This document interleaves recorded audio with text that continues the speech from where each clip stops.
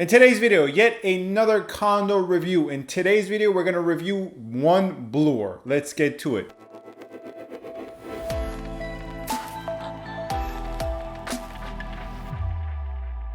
Hello everyone, this is Sam from SaberiSixRealEstate and Remax Realtron Realty Inc. As always, back with another video for you guys here today. You can find my contact information in the description box with regards to my Gmail, my Instagram, and my office. Feel free to get in touch with me with any questions you may have that arise during this video or any other previous video I have made. Feel free to get in touch via my DMs on Instagram or my Gmail. And once again, my office information is there as well. Lastly, feel free to subscribe, comment, rate, and review. Your support in that regard is, as always, greatly appreciated. But once again, I always say so, you're not obliged to do so. Feel free not to subscribe. But the fact that you take the time out of your day to watch these videos means a lot, and thank you very much. Anyways, let's get to the point of today's video, which is yet another building review, another condo review. I take one famous condominium in the building, one of some of the most traversed, some of the most transacted condominiums, famous condominiums, best condominiums, worst condominiums. I take a condominium building, give you a quick background, review it, and give you my thoughts and opinions on it, and go through some market trends that have been occurring in that condo for the last couple of months to a year, and just give you an analysis of the building itself as compared to the area.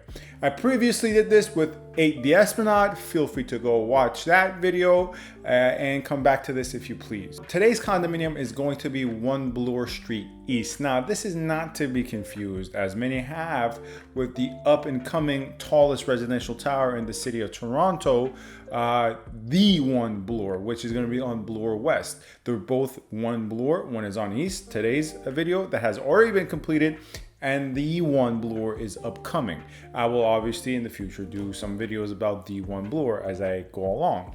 But we're gonna actually touch on the Yonge Bloor a bit when we get through some area comparisons. We're gonna start with some general information and go on to more of the numbers and the trends within the building. As always, the timestamps in the description, probably in the comments. Feel free to zip around. Off the bat with the basic information, it resides in the intersection of Yonge and Bloor, right at Yonge Bloor in the city of Toronto and downtown Toronto, of course. It was built by Great Gulf, who have done a lot of projects in the city of Toronto and the GTA, but more so in Mississauga and the western side of Toronto. Actually, I'm going to talk about the builders a little bit more in the background in terms of the history and the construction of this building. It's quite an interesting construction. There was some turmoil, but quickly now it was built by Great Gulf. And the architects of this project have done a lot of good work in the city of Toronto. They mainly work within the city of Toronto.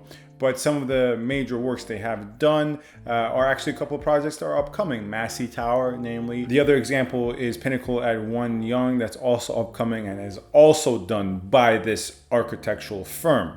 In terms of stories, you're looking at 75 stories, and it comes in at a total of 789 units. Construction started much earlier, but it was finally constructed in 2017, making the age of this building at 4 years, at least at the time of recording of this video. You might be watching this in 2025, if there is even a YouTube around at that time. But at the time of recording of this video, it is October 2021. And obviously with 75 stories and upwards of close to 700 units, it's one of the tallest residential structure as is in the city of Toronto. Now, obviously, as I said, the Yonge Bloor, so that Bloor Street West, as opposed to Yonge Bloor East, which is this, is going to top this off, no pun intended in that sense, where it's going to actually be even taller in terms of a residential structure, so actually have more stories, and the retail of that is going to be stacked, whereas the retail of this is not stacked retail.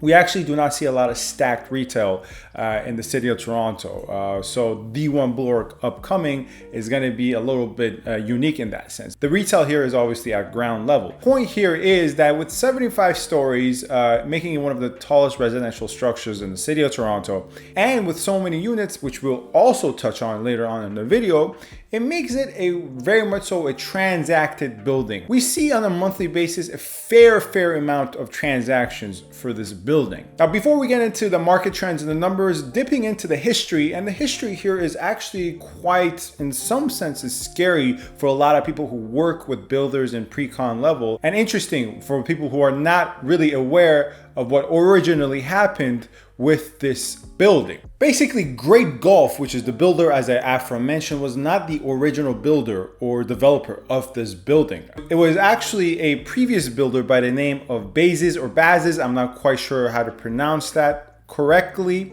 And what happened was they originally proposed a 80-story residential tower in the same part of the city at Yonge Bloor in the same lot of land. And this proposal, once again, originally occurred in 2007. Now, 2 years after they did everything in terms of collecting deposits from buyers and creating designs and floor plans, basically rolling out a pre-construction project, the original proposal of 80 stories was reduced to 67 stories. So thus they kind of changed in a major way what was promised to lenders and basically buyers as well, because when you're lending to a builder, builders don't build with all cash, right? When you're lending to a builder, you don't all of a sudden expect that their 80-story project is going to get reduced to 67, right? And the reason they did this because they were under a lot of financial duress due to, at the time, once again, take into account,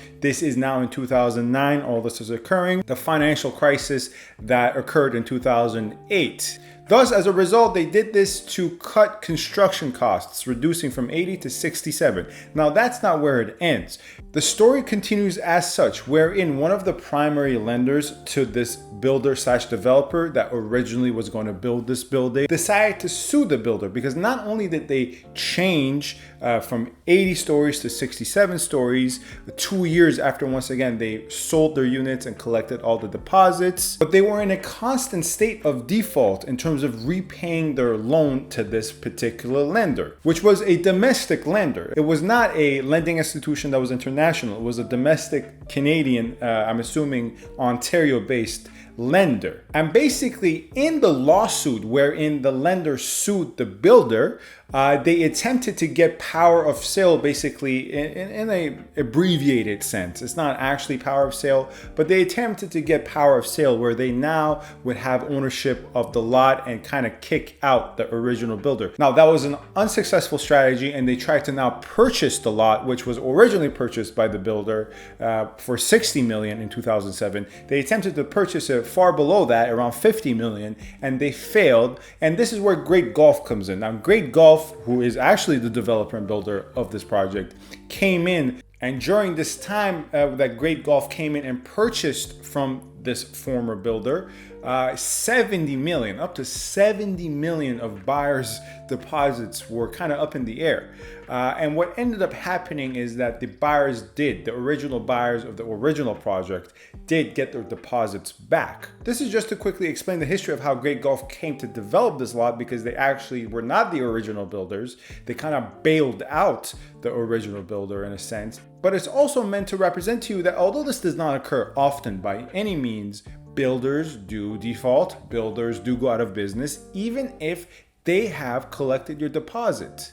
And in this case, we were talking about $70 million worth of deposit. And obviously now Great Gulf came and built this property, or rather this condominium building. And now let's get into some of the more market slash sales figures in terms of this condominium building, where we'll start with the area first. Yonge Bloor is very much so an affluent area, wherein the average price per square foot in this immediate intersection of Yonge Bloor resides around $11.50, at least within the last year or so. Now, as we will get into this building, 1 Bloor Street East, the average per square foot price of this building is much higher than the area. The reason for that is that there are actually some older buildings that do drag down the average, looking at the average per square foot price residing at $11.52. But even those older buildings that do manage to drag down the average, 4 older buildings, and some of them are around 20 years old in this immediate intersection, they're still pricey given the age. Compared to newer buildings, they're not as pricey, but if you were to take these older buildings, compare them to older buildings, certain older buildings in Church Yonge corridor or other parts of downtown, these older buildings are still pricier compared to other older buildings. Now moving towards the building itself, in terms of the average per square foot price of the building itself within the last year, we are looking at a price of $13.49. Now this is average, right? Units sometimes sell lower than what they should. Certain units sometimes sell higher than what they should. And this is average across last year, where in March and April, things were very hot, more so March, and things started to steadily decline up to this point where things are at a healthy level, yet still a seller's market nonetheless. It's not the most exact measure, but it shows you that when we compare the average per square foot price here in this building at $13.49 compared to the area of $11.50, it's $200 above what the general area demands. And in terms of the per square foot price, it's actually the 19th most expensive building in Toronto. And even the maintenance is quite high. Now the maintenance has not increased within the last year. It resides at, I believe, 75 to 77 cents per square foot right now. It's definitely on the higher side. On average, it's still lower than the area, which we're looking at the immediate intersection of Yonge and Bloor, because you do have these older buildings that have a higher maintenance, and once again, they do carry up the average. Now, in terms of the year-to-date sales figure, in terms of average prices and median prices, on both fronts and in number of transactions, year to date, and the time of recording of this video is October 12th, so you're probably watching this October 13th, so it's a day outdated. Year to date 2021, on all three fronts, transactions, sale price, median sold price, the numbers are high. First, we'll start with the 2020 numbers, where the same period, right? So January 1st of 2020 to October 12th of 2020. Based on 28 transactions, the average sold price was at 1.171 million and a median of $1,074,000. Now, once again, this is based on 28 transactions. Where we look year to date in 2021, we see a modest increase at that of transactions, wherein we're looking at 37 transactions year to date, and that provides us with the average sold price of 1.2 million and a median of 1.1. To be more exact, a median of 1.13. So on all three fronts, Bloor Street Bloor has seen an increase. Now, looking a little bit deeper into this 37 transactions that occurred this year, we had the low of 750. So that means the lowest sale price of this 37 solds was $750,000. That was the lowest sale price for a unit in this building. Whereas on the other end, the high was at $2.2 million. That was the highest sold price that this building saw. Now the $750,000 unit that sold was a 1-bed, 1-wash, around 600 square feet, without parking, at a time where the condominium market, although was not at the bottom that it was in September, October, November, even into December, it was at a time where it was slowly still recovering, and before the climax, the peak of March and April. Whereas the unit that sold for 2.2 million obviously was, not maybe obviously, but it was quite a large penthouse, around 1,500 square feet, 1,400 square feet, a 2+1 with 3 full washrooms on the 67th floor, and around, once again, 15, I believe actually closer to 1,600 square feet. Now, for these reasons, the pricey nature of this building, obviously this is not very much so an investor-friendly building. Now, at any given moment in time, you're gonna look at 10 to 20 units on the market for rent in this building. I believe at the time of recording of this video, there's about 15 or 14 units for rent in this building. But you have to understand that's 14 relative to around 700 units, right? There's also 14 units, around 14 to 15 units on sale at this current moment in time. And this helps us move into my final thoughts a bit more. When we look at, adjacent neighboring buildings such as 55 Bloor Street East and 85 Bloor Street East, these are the aforementioned buildings I was speaking about with regards to the older, established, mature, but much older and a little bit less expensive, far less expensive actually, buildings in the same area. As a result, if you are an investor, you are much better, especially even if you are not a novice investor, even if you are a experienced investor.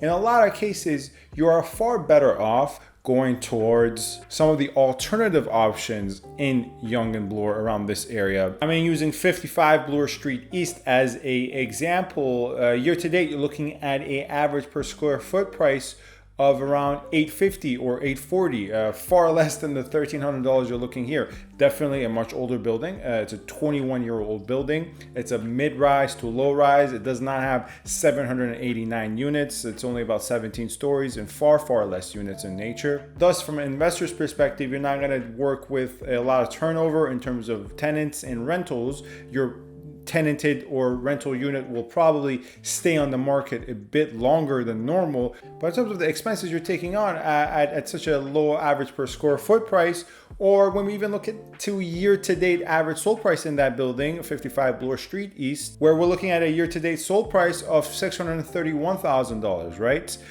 So I would caution investors who potentially have a 4 to 5 to even 5+ year timeline for the investment to maybe even look into 55 Bloor Street East. Although you're going to obviously get less in rental income, where in 1 Bloor Street East you're looking at, once again, around $3.70 per square foot.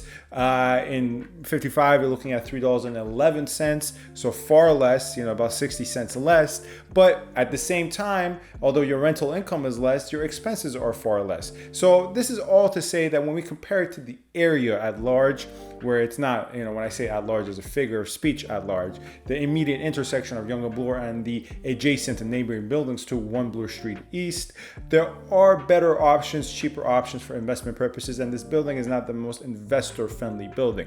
Now, having said all that, in terms of a end user analysis, I think it's a great building to live in. I haven't heard much bad about this building. Trust me, any building you find in the city of Toronto, you search long enough, you'll find bad reviews. You won't ever find a building where everyone is 100% satisfied. But in sum total, although I've heard some minor gripes here and there, I've heard pretty positive things about the end user experience from colleagues and clients alike. And it's definitely not an end user experience for most people. Once again, it's a very affluent building, very expensive building, but I'm more apt to be very more optimistic about a potential client purchasing a unit in this building for end user purposes than I am for investment purposes. Now, one thing of importance, and this is where the 1 Bloor comes back up, the neighboring building across the street that is in direct competition with this building. And that building is very much so in direct competition with 1 Bloor Street East, because that building is advertised as the luxury of all luxuries. It was directly marketed towards the wealthiest of Torontonians and Canadians. And that building is set to complete constructions in the coming years. Now, what I expect to happen, and this is obviously I cannot predict the future in terms of my personal projections, is I think when the 1 Bloor Street will be completed, relative to market conditions at that moment in time, I think you will see an increase in transactions for this building, because first and foremost, although this is a luxurious building, and overall, I must say this is one of the better buildings in the city of Toronto and downtown Toronto. Anyways, that is it for today's building review. There's a lot more I can talk about, and there's probably a lot more I did talk about, but I decided to edit out. So let me know if you have any further questions with regards to anything talked about in this video, anything discussed in previous videos, or if you have any general inquiries with regards to the Toronto/GTA real estate market. You can find my contact information in the description box with regards to my Gmail, my Instagram, and my office. And you can feel free to subscribe, comment, rate, and review. Your support in that regard is greatly appreciated. As always, end of week, we're going to have a Toronto weekly condo market update and so much more. Thank you very much for watching. Stay safe and stay tuned. Thank you.